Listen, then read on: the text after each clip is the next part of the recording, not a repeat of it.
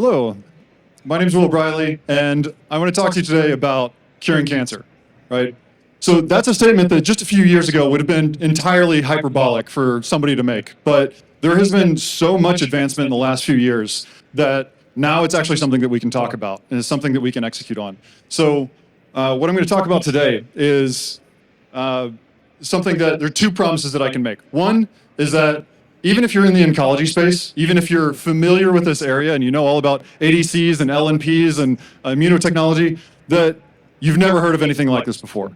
There's so much development that's happened in the last few years. And the second thing that I can promise is that this problem, the solution to the problem, seems so obvious and so self-evident that you'll wonder why nobody's thought of it before. And the truth is that the answer to those questions is that we've needed the foundational science and technology to be developed so that we can get to the point where we're at right now. And that's why now, myself, along with Paul Weiss, who's going to be a keynote speaker here at the conference tomorrow, and Dave Spector, who's going to be give a talk on Friday, have come together with a few other brilliant scientists to actually execute on what's possible today. So what am I talking about, right? Well, the problem with our targeted cancer treatments today is that it doesn't actually target cancer, right? The most advanced therapies that we have are targeting antigens on the outside of cancer cells, and that is not cancer. The analogy that I use for that is like if somebody came to you and said that there's a technology that they made to eradicate the world of mosquitoes, and it turned out that what they were talking about was they developed something that was going to kill everything with wings. Would that work? Kind of, but that's definitely not targeted, and it's definitely not a good idea, right? Similarly, if we look at cancer cells and targeting these, if you're targeting some antigens on the outside of cells, then that's something that exists on healthy cells. You're going to have a lot of off-target effects.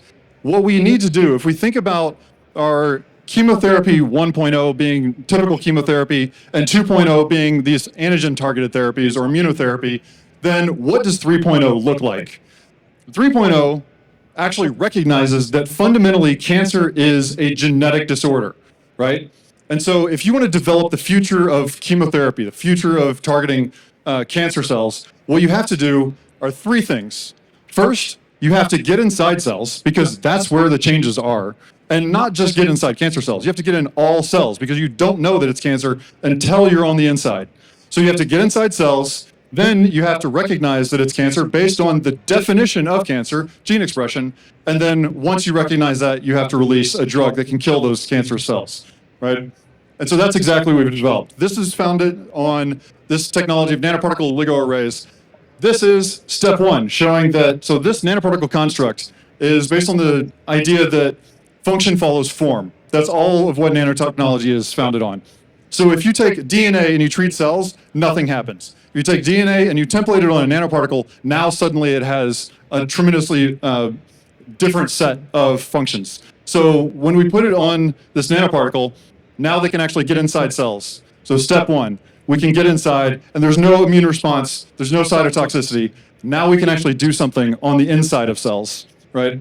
Step two is where our technology really comes in. So we have, this is our DNA sequence on here that's just targeted to an RNA sequence inside cancer cells. Very specific, very shared across cancer types, all cancer types. And once this goes inside of the cell, you can see it recognizes that RNA, binds onto it, and then that binding event actually kicks off a chemotherapeutic inside the cell. And so that's step 2 and 3. We can go inside cells, we can recognize the gene expression that defines the cancer of those cells, and we can use that recognition event to release a chemotherapeutic directly inside those cells.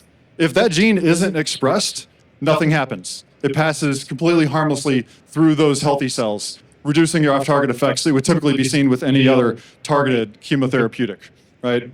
And so this is showing that it's entirely sequence-specific. We can even target single SNPs, single nucleotide polymorphisms with these. So you can target mutations that exist with a lot of cancer types, right? So what we've developed is, that was showing that with a fluorescent molecule that lights up.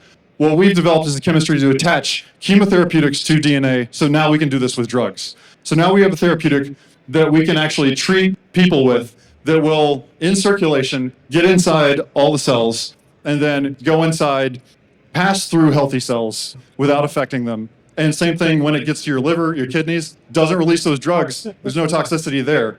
and then it only in cancer cells will release the chemotherapeutic. All right, here's our team that's come together to do this. Some brilliant scientists on the bottom, and my co-founders there on the top, and some really good scientific advisors. So we're in the middle of raising our seed round right now with a few $1 million that have been committed, and we're looking for other people to partner with that are excited about this as well. Thank you. Thank you very much.